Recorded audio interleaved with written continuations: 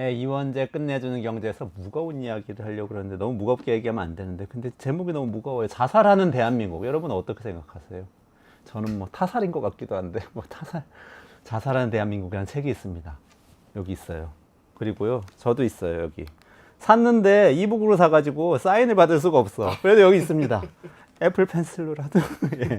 자살하는 대한민국의 김현성 작가님 모시겠습니다. 네. 네, 안녕하십니까. 안녕하세요. 네, 네, 김현성입니다. 반갑습니다. 네, 반갑습니다. 와, 근데 이 제목이 예. 압도를 해요. 진짜 자살하고 있는 거예요. 어떻게 이런 제목에 이렇게 묵직한 책을 쓰시게 되셨어요? 사실 다양한 제목을 고려를 했는데 이제 공동체가 발전을 하고 또 네. 내리막을 걷고 그런 다양한 과정들에 있어서 뭐 현재 한국이 겪고 있는 문제들이 어떤 외부의 어떤 침입이나 압박에 의해서가 아니라 그 우리 대한민국을 이루고 있는 공동체 구성원들 스스로의 합리적인 선택이 이제 뭉쳐지면서 이제 전반적으로 공동체를 어떤 물리적인 소멸의 과정으로 이르게 하는 게 아닌가라는 그런 문제 의식을 어떻게 하면 가장 잘 드러낼 수 있을까라는 생각을 한 끝에 다소 도발적인 제목을 좀 짓게 되었습니다. 아, 근데 원래는 금융권 애널리스트 출신이시죠? 아, 예, 정확하게 말씀드리자면 이제 증권사에서는 애널리스트가 되기 전에 이제 리서치 어시스턴트로 좀 일을 하다가 그 이후에는 펀드 매니저로 좀 5, 6년 정도 일을 했고요. 지금은 뭐 이제 다양한 일을 하면서 작가로도 활동을 하고 있습니다. 저는 이런 분들이 제일 싫어요. 왜냐하면 저는 글 쓰고 말하는 게 직업인 사람인데 네. 다른 뭐 금융권에서 전문가로 일하시고 또 지금은 컨텐츠 기업에서 그렇습니다. 일하신다. 네. 전업적으로 하는 일이 있으신데 글도 잘 써, 말도 잘해. 그러면 이제 우리는 갈 데가 없잖아요. 아, 네, 이것은 이제 그 전업으로 일을 하는 것과 취미로 하는 것에 좀 차이가 있지 않을까요, 아무래도. 네. 아 근데 저는 문장을 보고 너무 네. 좋았어요. 그리고 특히 아, 서문에 감사합니다. 쓰신 거 있잖아요. 네. 너무 인상적인 대목이 있었는데 네. 갑자기 이름 생각이 안 나네. 상어, 느린 상어하고 아, 그린란드 상어. 그린란드 말씀하시는 상어하고 거죠? 네네. 고양이하고 비교한 얘기 있잖아요. 그 얘기 네네. 짧게 소개 좀 해주세요. 그 이제 그린란드 상어라고 그 북극해의 아주 깊은 심해에 사는 그 상어가 있습니다. 상어가 있는데 그 상어가 수명이 아직까지 인류가 정확하게 밝혀내지는 못했는데 수명이 뭐 100에서 최소 200년 정도 되는 그런 아주 수명이 긴 생물이라고 해요. 근데 이 그린란드 상어의 특징이 신진대사가 아주 느립니다. 심장이 10초에 한 번 뛴다 그러고요. 헤엄치는 속도도 사람이 걷는 속도보다도 느리대요. 근데 인류가 아직까지 그 생물의 긴 수명에 대해서 좀 다 밝혀내지는 못했지만 일단 생물학자들이 추정을 하는 바에 의하면 이런 느린 신진대사가 이 생물의 긴 수명에 좀 어느 정도 영향을 끼치지 않을까라는 그런 이제 연구 결과가 있는데 뭐 인간도 그렇고 인간보다 더 작은 뭐 고양이나 강아지들은 심장도 훨씬 빨리 뛰고 훨씬 빠른 신진대사를 가지고 있지만 그럼에도 불구하고 수명이 굉장히 짧단 말이죠. 사실 여기서 좀 착안을 했던 게 우리 사회의 발전 과정이 굉장히 빠르게 성장을 했잖아요.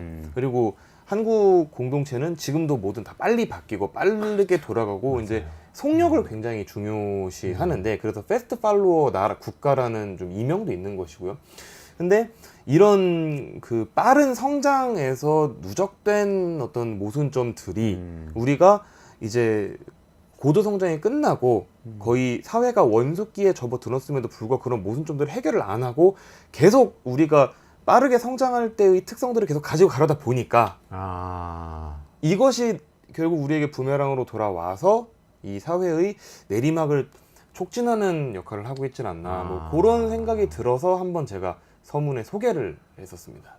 그럼 서구의 유럽의 역사가 오랜 국가들 독일이든지 영국이든지 뭐 스웨덴만 하도 오랜 기간 동안 천천히 싸우면서 성장해 와가지고 그 사회 자체가 뭔가 이렇게 지속되는 시간도 굉장히 길 수 있는데 우리처럼 네네. 이렇게 빨리 성장하면 네네. 꼬꾸라지기도 굉장히 쉽다 이런 이야기인 거예요. 그렇죠. 근데 뭐 반드시 빨리 성장했다고 해서 빨리 추락을 하게 된다라는 개념이라기보다는 이제 천천히 시행착오를 수정을 해 가면서 발전해왔던 나라들에 비해서 한국은 좀 그 우리의 이제 성장 과정에서 발생한 모순점들을 되돌아보고 천천히 수정을 하고 다 같이 고민을 해볼 그런 시간이 좀 부족했다라는 게 저의 생각이에요. 그렇다 보니까 이게 이제 한 번씩 가서 이렇게 뒤돌아보면서 우리가 요거는 조금 잘못하지 않았나, 이거는 조금 앞으로의 세대를 위해서 고쳐 나가야 되지 않겠는가, 이제 이런 숙고의 시간을 우리 사회가 좀 가져야 되는데 이제 우리는 너무 앞으로 달려오기 바쁘다 보니까 또 제가 비유적으로 기술한 거는 사람이 머리만 굉장히 크고 그 머리를 지탱하기 위한 뭐 어떤 목이나 척추나 팔다리의 근육들이 굉장히 허약한 상태의 나라가 되지 않았는가라는 생각을 좀 해봤던 겁니다. 그러면 요즘 많이 그 자살하면 우리 국가의 자살 생각하면 많이 얘기하는 건 출산율이잖아요. 그렇죠. 0.7이면 뭐 몇 년 지나면 몇십 년 지나면 나라가 없어진다 이런 얘기도 많이 있고 그게 이제 대표적인 현상이라고 볼 수 있는 건가요? 네. 인구 감소가 가장 대표적인 현상일 건데 저는 비단 인구만의 문제는 아니라고 생각을 하고 있습니다. 일단은 그 이제 어떤 사회에 살아가는 사람들이 그 사회의 지속성에 대해서 기대를 하려면, 그러니까 우리가 앞으로 더 이제 나은 미래가 있을 것이다 라고 기대를 하려면 물리적인 재투자가 있고 좀 금전적인 재투자를 하게 마련인데, 왜냐면 수익률이 기대가 되니까 투자를 하는 거잖아요. 이 물리적인 재투자가 저는 결혼 출산이라고 생각을 하는 거고요. 그 다음에 이제 금전적인 재투자가 납세 그리고 국내 시장에 대한 투자라고 생각을 합니다. 근데 한국인들은 증세에 대한 거부감이 전 세계에서 가장 강한 축에 속해, 물론 조세 저항은 세계 어느 나라나 있지만 우리나라처럼 증세를 시도했던 정권이 모두 예외 없이 교체됐던 나라는 사실 거의 존재하지 않거든요. 그리고 이제 두 번째는 그 반발이 컸던 사례가 그 박근혜 정부 때도 좀 있었고, 박근혜 그렇죠? 정부 때도 이렇게 보역을 세금 가리지 없으면서. 않았어요. 네, 진보 진영을 뭐 문재인 정부도 사실 문재인 정부 부동산 때도 관련 있었고, 세금에 네, 노무현 정부 때도 있었고, 종부세 있었고 그렇습니다. 그러네요. 네. 그리고 이제 두 번째는 시장에 대한 투자를 말씀을 드렸는데, 사실 이제 요새 뭐 세대를 가리지 않고 주식시장에 열심히 투자를 하는 분들이 늘어났지만 사람들은 보통 미국 시장밖에 잘 얘기를 안 해요. 맞아요. 네. 물론 이제 그러니까 한국인들이 미국 시장에 투자를 많이 한다라는 것은 이제 기술이 발전을 하면서 투자 인프라가 개선이 되고 그래서 우리가 조금 더 미국 시장에 투자를 용이하게 할 수 있게 됐다, 이런 측면도 있지만, 그렇게 됐다라고 해서 미국인들이 한국 시장에 투자를 더 많이 하게 되는 건 아니거든요. 그러니까 역은 그렇죠. 성립하지 않는다라는 그러네요. 거죠. 결국 그 쉬워진 인프라를 통해서 한국인들은 울며 겨자 먹기로 국내 시장에 투자하지 않고 이제 더 나은 미래가 기대될 것으로 예상되는 공동체를 이루는 기업들에 투자를 하게 된다는 겁니다. 그래서 이제 제가 말씀드리고 있는 이 공동체의 소멸이라는 것은 뭐 인구 문제도 있지만 사람들이 어디에 돈을 쓰고 어디에 투자를 하고 무엇을 거부하는가를 볼 때도 다 한 방향을 향하고 있다라고 보는 거죠. 그러니까 공동체를 위해서 돈을 내는 게 사실 세금을 내는 건데 그거 안 하려고 하고, 그렇죠. 공동체 이 민간 영역에 투자를 하는 게 우리 공동체 미래에 대해서 돈을 넣는 건데 그거를 외국에다 이제 미국에다가 그렇죠. 하고 있다. 다 빠져나가고 있다. 이게 자살의 현상이라고, 그렇죠. 자살이라는 현상으로 요약하신 네. 거네요. 근데 제가 사실 책을 보면서 좀 이렇게 띵 하고 얻어맞은 게 하나 있었는데, 네. 일장에 네. 돈이 부족하다는 얘기를 하셨잖아요. 네. 근데 사실 우리가 제일 얘기하는 거, 우리가 사실 돈은 많이 벌었다. 네. 잖아요. 제일 많이 네. 얘기하는 게. 근데 돈이 부족하다고 말씀하셨어요. 이게 무슨 얘기인가요? 우리 GDP가 이렇게 많이 늘어났는데 왜 돈이 부족해요? 나라의 경제 사이즈는 굉장히 커진 게 맞습니다. 그런데 물론 이거는 세계 어느 나라 사람들에게 물어봐도 마찬가지 얘기를 하겠지만, 자, 나라는 이만큼 잘 살게 되었습니다. 당신은 지금 잘 살고 계십니까? 라고 하면 다들 아니요라고 할 것이거든요. 그러면은 저는 이제 이 아니요가 그냥 관성적으로 너무 살기 힘들어요 라고 얘기를 하는 것인지, 아니면 정말로 우리의 가처분 소득이 실제로 국제적으로 비교를 했을 때 낮은 것인지를 저는 좀 검증을 하고 싶었거든요. 저는 이제 그 공동체 구성원들의 소비를 총 3가지 정도로 구분을 합니다. 첫 번째는 나의 생존을 위한 소비, 그 다음에 두 번째는 나의 미래를 위한 투자, 그리고 세 번째는 공동체의 유지보수를 위한 지출, 이렇게 3가지로 좀 구분을 하는데, 한국은 첫 번째 지출에서 돈이 너무 많이 들어요. 장바구니 물가, 즉 식료품 물가가 전 세계에서 가장 비싼 수준. 최소한의 이거든요. 생존을 유지하는 데 네. 들어가는 비중이 너무 큰데, 식료품비가 그 대표적인 거네요. 대표적인 먹고는 살아야 거죠. 되니까. 그렇죠. 네. 사실 사람이 이제 의식주가 필요한데, 한국은 기본적으로 매매 아니면 전세의 주거 형태가 대부분이기 때문에 주거 비용 자체도 사실 상당한 목돈이 들어가는 나라인데, 그렇기 때문에 월세 레벨이 낮다라고 해서 한국이 주거 비용이 낮다라고 우리가 속단을 할 수는 없는 거거든요. 근데 그런 상황에서 장바구니 물가가 너무 비싸요.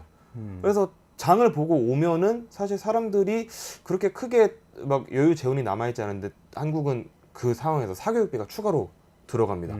교육부의 사교육시장 참여 통계를 살펴보시게 되면은 한국에서 이제 자녀가 있는 가정이 보통 초, 중, 고로 올라가면서 점점 그 가처분 소득에서 차지하는 사교육비 비중이 올라가는데 고등으로 갈 경우에는 이게 4인 가구 경우에 물론 서울이 제일 비싸니까 서울 기준으로 말씀드려도 35에서 38% 정도. 근데 문제는 사람들이 그 앞에 장을 보고 뭐 이거저걸 다 하잖아요. 그리고 문제는 조세는 맨 앞에서 떼어가잖아요. 사실 임금 노동자 기준으로는. 그렇죠. 네. 그러면은 결국 사람들이 이제 두 번째 자기 미래를 위한 투자, 그리고 세 번째 공동체의 유지 보수를 위한 지출을 추가적으로 할 수 있나?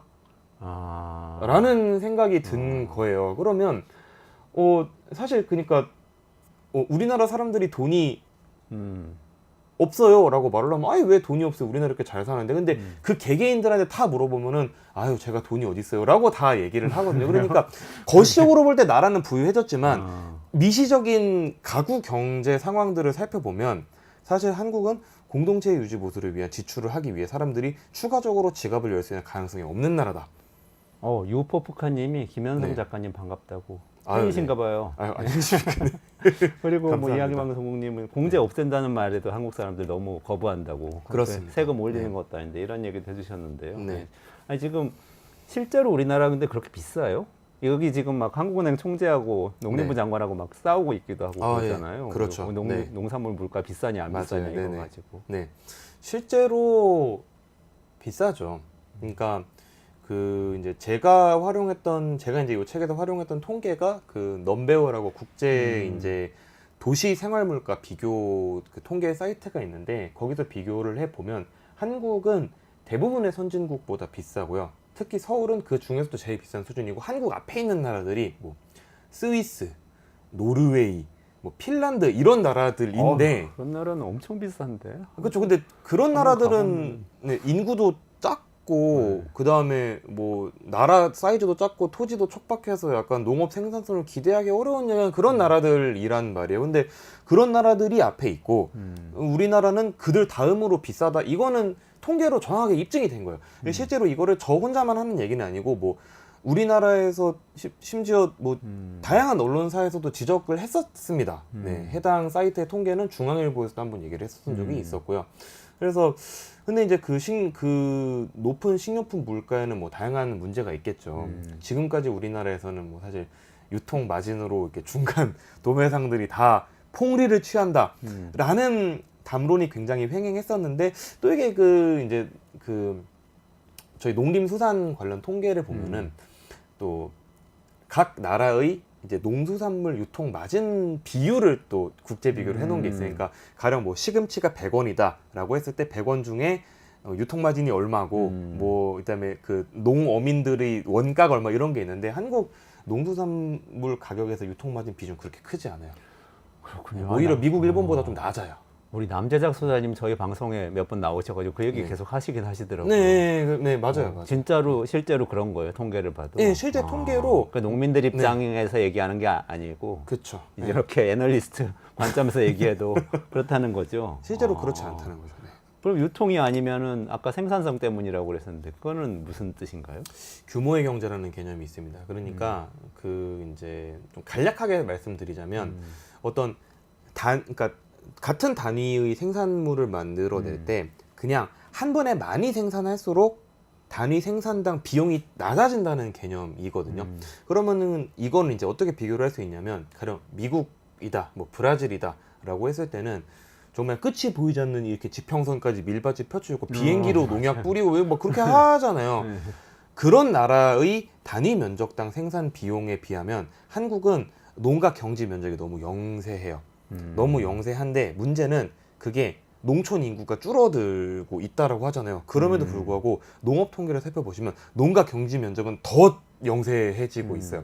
그래서 미국은 한 1000헥타르 뭐 이렇게 기계 비행기로 다 경작하는데 한국은 농가 평균 경지 면적 1몇 헥타르 정도밖에 안 되거든요. 그래서 기본적으로 단위 면적당 생산 비용이 굉장히 높습니다. 그리고 두 번째, 한국은 다양한 나라들과 FTA를 체결을 했기 때문에 뭐 공업 생산품에 대해서는 사실 거의 요즘에 관세를 물지 않아요. 한국은 자유무역 체계에 참여를 깊게 해 있습니다. 농업은 예외예요. 농업은 아직도 상당한 보호무역을 적용하고 있는데 왜냐? 농가소득 보전을 위해서였죠. 근데 실제로 농가소득이 그렇게 성장을 했느냐를 살펴보면 실제 농업 외의 국민 총소득 성장에 대비해서 농가소득은 그렇게 성장을 안 했어요. 그러면 결국 이제 우리가 수십 년 동안 우루과이 라운드 이후에 보호무역 스탠스를 취해왔던 게 결국에는 농가소득 보전에도 크게 그렇게 도움은 안 됐고 오히려 농업의 영세함만 계속 유지해오지 않았나라는 이제 그런 문제의식이 잇따르는 거죠. 네. 생산성 얘기하니까 다른 생산성도 좀 궁금해지는데요. 우리 네네. 또 노동 생산성 얘기도 책에서 네. 하셨어요. 아 맞습니다. 우리나라가 노동 생산성이 전체적으로 낮은 건가요? 많이 낮죠. 아, 노동 그래요? 생산성이 많이 낮은데 한국이 노동 생산성이 낮다라는 거는 조금 더 들여다볼 필요는 있어요. 왜 그러냐면 다 같이 낮은 게 아니라 한국은 중소 중견 제조업 노동 생산성이 많이 낮고요. 그 다음에 서비스업 노동 생산성이 많이 낮습니다. 그러니까 이 서비스업에서는 사실 금융을 빼야 돼요. 금융보험업을 제외한 서비스업의 노동 생산성이 낮아요. 근데 금융보험업은 대부분 대기업이잖아요. 네. 네. 그러니까 결국 업종을 가리지 않고 이제 중소 중견기업의 노동 생산성이 낮다는 건데 제가 노동 생산성의 정의는 이 책에서 자세하게 설명을 드렸지만 다시 한번 말씀드리자면 노동 생산성은 얼마나 열심히 일하느냐가 아니에요. 노동 생산성은 월급이랑 똑같은 개념으로 봐야 됩니다. 네. 똑같은 개념을 봐야 되는데 그러면 결국 중소 중견기업 서비스업의 노동 생산성이 낮다라는 것은 그 업에 종사하시는 분들이 소득이 낮다라는 거나 정확하게 똑같은 그러네요. 얘기거든요. 네. 그러니까 이게 왜 그런 현상이 발생을 하냐면 사실 한국은 대기업들은 이미 거의 이제 글로벌 기업들이 됐어요. 뭐 현대차 거의 글로벌 지금 3, 4, 2, 3등까지 그렇죠. 하죠. 그다음에 네. 뭐 삼성전자, SK 하이닉스 공장 스위치 끄면은 전 세계 난리 나요. 그렇죠. 네, 난리 나요. 뭐 난리 그리고 나죠. 네이버 웹툰 나스닥 상장하지 않았습니까? 네, 네. 한국 플랫폼은 미국 시장까지 진출을 하고 그렇게 다 엄청난 대기업인데 문제는 한국의 중소 중견 기업들은 이 대기업들이 놀고 있는 글로벌 밸류체인에 탑승을 해서 거기서 다른 글로벌 중소 중견 기업들끼리 경쟁을 하지 않아요. 그 대신에 우리나라 대기업인데 다 수직 계열화가 돼 있어서 한국 내의 다른 중소 중견 기업들하고만 경쟁을 합니다. 이렇게 되면 어떻게 되느냐면 한국은 첫 번째 부존 자원이 없잖아요. 그리고 두 번째 기술 수준이 그렇게까지 높은 나라가 아니에요. 아직은 많이 발전했지만 그러면은 자원이 없고 기술이 없으니까 절약할 비용은 인건비에서밖에 안 나오는 겁니다. 그래서 한국 경제 구조는 굉장히 특이한 게 고용의 거의 80% 이상, 업체 수의 99%를 가지고 있는 중소 중견 기업들의 총 소득은 오직 대기업들의 생산 계획에만 달려 있어요. 아, 대기업들이 얼마 주느냐에 따라서. 그렇죠. 왜냐하면은 사실 현대차가 그러니까 뭐 제가 어떤 그냥 자동차 부품 회사인데 현대차하고도 거래를 하고 뭐 스텔란티스하고도 거래를 하고 GM, 포드, 테슬라 다 해요. 그러면 분산이 되어 있기 때문에 현대차가 생산하는 걸 좀 줄여도 테슬라에서 일론 머스크가 와가지고 너네 우리가 이번에 100만 대 증 이러면 괜찮아요. 괜찮은데 현대차에만 수직 계열화가 되어 있으면 이제 현대차에서 감산한다. 글로벌 경기가 안 좋으니까 우리는 재고를 떨기 위해서 감산. 그러면은 추풍낙엽 되는 거거든요. 그래서 결국 이제 이 낮은 노동 생산성의 문제는 한국의 중소 중견 기업들이 근본적으로 글로벌 밸류 체인에 탑승을 못 하고 있는 지가 너무 오래됐다. 그래서 자기들끼리만 경쟁을 하다 보니까 경쟁을 잘못하고 있는 거죠. 네. 그 잘못된 경쟁이 결국 낮은 노동 생산성을 불러일으키는 가장 큰 원인이 되고 있다는 거예요. 근데 우리가 저출생에다가 이렇게 인구가 줄어들고 또 그것뿐만 아니라 이 기존의 관행들 때문에 생산성이 점점 낮아지고 이 이야기 하다가 근데 그게 사실은 사람들이 돈이 없어서 그런 거다. 뭔가 이렇게 의식이 사람들이 뭐 좀 품성이 안 좋아가지고 뭐 세금을 내기 싫어하고 이런 게 아니고 네. 물가도 높고 필수적으로 살아가는데 너무 많은 비용이 들고 그러다 보니까 내기가 어려워지는 거다. 이렇게 말씀해 주시고 그 근원에는 농업 생산성, 노동 생산성 이런 것들이 좀 낮다는 데 있다고 말씀을 네네. 하셨잖아요. 그러면 문제 핵심은 생산성을 높이는 거예요? 생산성을 높여가야 이 문제들을 극복할 수 있는 건가요? 사실 제가 이제 이 책에서 가장 강조해서 말씀드린 거는 이 모든 문제가 하나의 순환 참조를 이루고 있다고 말씀을 드렸어요. 그래서 딱 하나만 해결해서 이 문제를 모두 끝낼 수 있다라는 정답은 사실 존재하지 않습니다. 왜냐하면 생산성 문제를 해결하려면 결국 이것은 바꿔 말하자면 중소중견기업 근로자들의 소득 수준을 보장을 해주자는 얘기잖아요. 아, 하긴 생산성이 소득이나 네. 마찬가지라고 네, 그렇죠. 그러셨죠? 네. 더 열심히 일을 시키자가 아니라 이제 같은 일을 하더라도 소득을 더 보장해주자가 우리는 그 방향으로 가는데 그러면 필연적으로 일정 수준의 인플레이션은 찾아오겠죠. 아, 소득이 높아지면 네. 그렇겠네요. 네, 수요 견인 인플레이션이라는 게 근데 인플레이션이 일어나면 안 그래도 우리나라 물가가 비싼데 네. 인플레이션이 지금보다 더 일어나면 사람들이 실질적으로 생활 환경이 나아질까가 아니게 된다라는 거예요. 그래서 이제 그 이 거대한 순환 참조에서 바깥으로 조금 삐져나와 있는 고리들이 있는데 그런 데를 먼저 찾아서 끊어야 된다라고 저는 주장을 하고 있는 거고 뭐 이제 여기서 논의를 조금 더 자연스럽게 이어가 보자면 그래서 제가 사실 가장 먼저 해결을 해야 되는 선결 과제라고 생각을 하는 것은 그 수도권 집중의 문제를 해결함에 있어서 아까 전에 말씀드렸던 그 이제 중소 중견기업 생산성 문제를 좀 복합적으로 해결하는 게 시작이 아닐까라는 주장을 저는 하고 있습니다. 아, 그 수도권 편중 문제는 지금 이 문제하고 어떻게 연결이 되나요? 수도권 편중 문제가 어떻게 연결이 되냐면 제가 아까 전에 이제 그 중소 중견기업의 생산성이 대기업보다 많이 뒤처진다라고 말씀을 드렸잖아요. 이게 생산성 격차가 거의 한 70% 납니다. 그러니까 대기업이 100원을 벌면 중소기업은 33원 정도밖에 못 벌어요. 못 버는데 이게 기업 사이즈끼리만 차이가 나는 게 아니라 지역별로 비교를 해봐도 차이가 굉장히 심해요. 네, 실제로 한국은행에서 그 한국 산업의 부가가치 생산 지도라는 거를 발간을 매년 합니다. 네. 이거는 우리나라 각 산업들이 이제 생산하는 그 부가가치가 지역별로 얼마나 되느냐인데 그것도 수도권이 제일 높아요. 아, 그래요? 네, 수도권이 30% 조금 안 되게 가져가고 있고 그 다음에 이제 충청권과 영남이 합해서 한 24%, 네네. 그 다음에 뭐 그 영남 중에 대경권, 대구 경북과 호남 강원 이쪽은 사실 거의 없는 그런 이제 그런 상황인 건데 이 얘기인즉슨 결국 높은 노동 생산성을 줄 수 있는 기업은 다 서울에 있다는 얘기거든요. 서울 수도권에. 그러네요. 지방은 그렇지 않다라는 얘기잖아요. 그러면 가뜩이나 살기 힘든 이 나라에서 사람들은 조금이라도 더 나은 미래를 추구하기 위해서는 어떻게 해야 되겠습니까? 서울로 가야겠네. 서울로 가야 되겠죠. 그렇죠. 그러면은 결국 수도권에 더 많은 부가가치가 생산이 될 수밖에 없고 그러면은 수도권에서는 경쟁이 더 심해지겠죠. 사람이 많아지니까 한정된 일자리 경쟁이 더 심해지겠죠. 사람은 많으니까 주거 비용은 더 올라가겠죠. 물가가 더 올라가겠죠.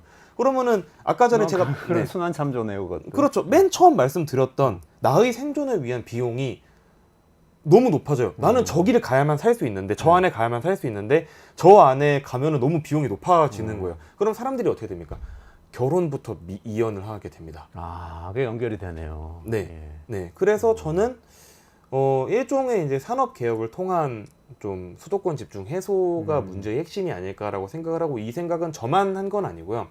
한국은행에서 제가 한국은행 자주 자료를 인용을 하는데 한국은행에서 또 한 작년 하반기쯤에 이제 저출산 문제를 해소하기 위해서 우리가 어떤 개혁 과제가 필요한가라는 그런 이야기를 한 그 보고서를 낸 적이 있어요. 근데 그 보고서에서 뭐 다양한 문제, 그러니까 뭐 출산, 뭐 지원, 뭐 현금 지원, 무슨 뭐 어쩌고 저쩌고 이런 것도 있었는데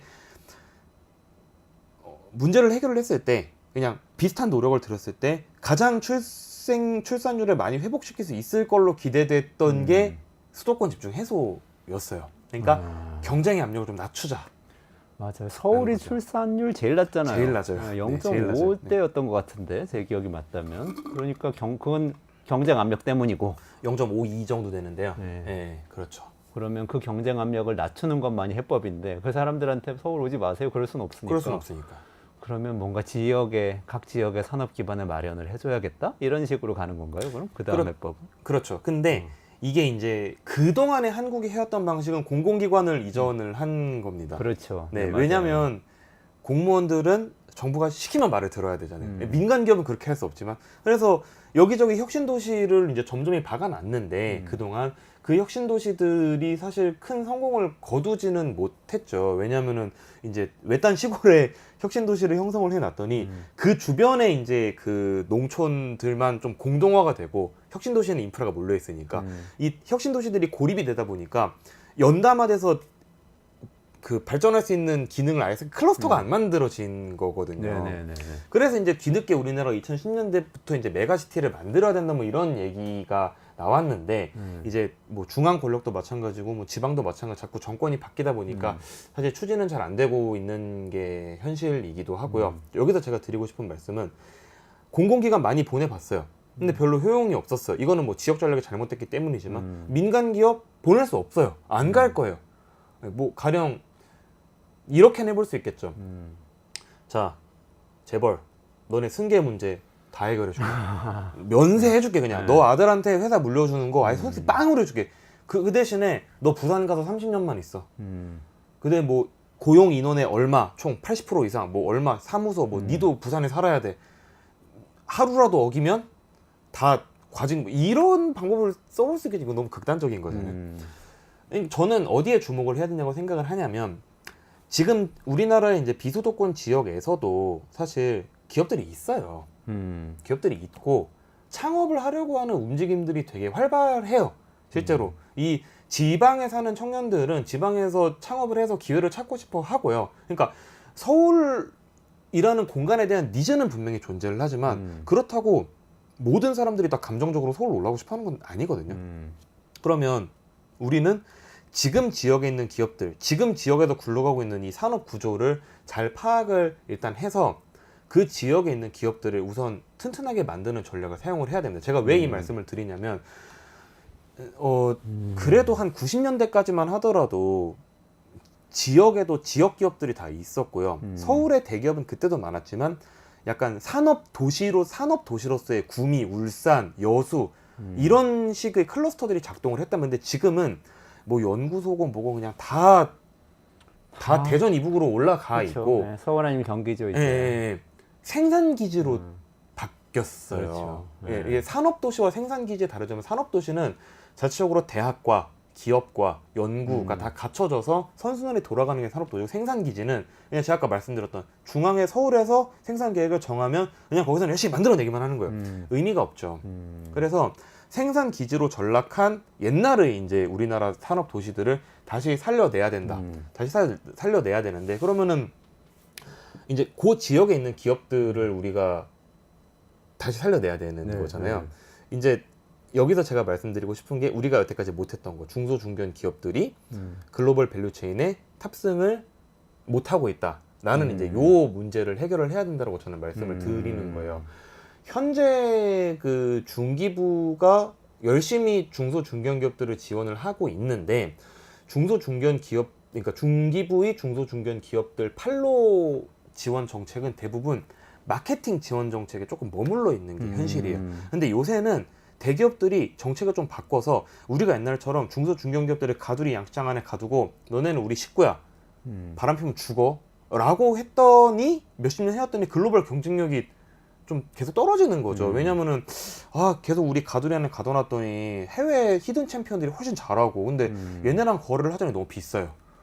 비용이 올라가는 거죠. 그래서 요즘은 어떻게 하냐면은 옛날에는 이제 너는 우리 협력업체야. 그럼 쭉 그냥 계속 갔어요. 근데 요즘에는 저는 현대차의 자동차 전장 칩 설계도를 납품하고 싶은데 그러면은 좋습니다. 근데 테슬라 레퍼런스 있으세요? 아, 테슬라에 납품해본 적 있냐? 라고 경력이 있냐고 물어봐요. 해본 적 있냐? 예, 뭐 삼성전자, 하이닉스도 비슷해요. 뭐 근데 그러면 그 기업에만 매달려 있던 중소기업들은 뭐 경력이 없을 거 아니에요, 당연히. 경력이 없으니까 지금 이 기업들을 지원해주지 않으면 앞으로 도태될 가능성은 더 높아지는 거죠. 왜냐하면 이미 우리나라 기업들은 글로벌 대기업이 됐잖아요. 근데 글로벌 경제 환경이 이미 바뀌어버렸기 때문에 사실 대기업들 입장에서는 지금까지는 가두리 양식장에 가두는 게 이득이 됐지만 앞으로는 그게 아닌 거예요. 근데 기업은 본질적으로 이익을 추구하는 집단이기 때문에 이 가두리 양식장을 더 이상 유지할 필요가 없다라고 생각이 드는 순간 그 의무를 굳이 그들이 유지할 필요가 있습니까? 없다라는 거죠. 근데 그러면 지금 지역에 있는 수많은 기업들은 지금보다 더 빠른 속력으로 도태가 될지도 모르는 거거든요. 그러면 지금이야말로 정부가 빨리 개입을 해줘야 된다라고 저는 이야기를 하고 그 지역의 중소기업들이 다른 국내에 이 몇 안 되는 대기업한테 납품하는 거 말고도 글로벌에서 경쟁력을 가질 수 있도록 연결해주고 그렇죠. 나가면 지원해주고 그렇죠. 이렇게 해줘야 된다는 거죠. 맞습니다. 네. 네. 작가님, 네. 지금 시간이 다 됐는데 벌써요? 지금 막 아, 그렇구나. 황금 티켓 증후군하고 국가 네네. 재정하고 이런 거 막 여쭤보려고 그랬는데 혹시 네네. 시간 한 번 더 내주시면 안 돼요? 아, 수요일 당연하죠. 같은 시간입니다. 수요일 같은 시간. 아 수요일 같은 시간이 시간이요? 있대요. 아니, 지금 저는- 작가님 메시지 보내셨어요. 아, 저는 좋습니다. 아, 그래요? 그러면 오늘은 이렇게 할게요. 이거 끝내야 되니까 지역 중소기업을 살리는 것만이 사실은 우리나라가 이 거대한 자살에서 벗어날 수 있는 하나의 굉장히 중요한 처음 시도해야 되는 방법이다. 이렇게 이제 마무리를 짓고 네. 수요일에는 국가의 역할하고 네. 사회에서 우리가 개인이 좀 할 수 있는 일들에서 네, 그래서 네. 황금 티켓 증후군은 나만의 증후군은 아니잖아요. 뭐 네. 사실 뭐 나는 나 서울 가면 좋을 것 같으니까 가는 거고 그렇죠. 서울에 집 사면 돈 벌 것 네. 같으니까 하는 건데 네. 이 선택에서 개인이 어떻게 좀 더 성찰하고 벗어나서 뭔가를 할 수 있는 게 있을까? 저는 네. 이것도 이제 청취자분들 궁금해하실 것 같아서 맞습니다. 그런 얘기 좀 수요일 날 같이 해주시면 어떠세요? 네, 알겠습니다. 시간 한 번만. 아 감사합니다. 감사합니다. 예. 네. 오늘 자살하는 대한민국의 저자 김현성 작가님하고 말씀 나눴는데요. 생각할 게 굉장히 많네요. 제일 인상적인 거는 이 모든 문제는 순환참조인데 항상 저는 뭔가 킹핀을 찾아야 된다는 생각이 있는데 킹핀이 어디에 있는지 일단 약간 힌트를 주셨어요. 지역의 중소기업 말씀을 주셨는데 우리 개인이 찾을 수 있는 킹핀이 있는지 요거 한번 수요일날 조금 더 탐구해 보는 걸로 하고 오늘 김현성 작가님 여기서 보내드리도록 하겠습니다.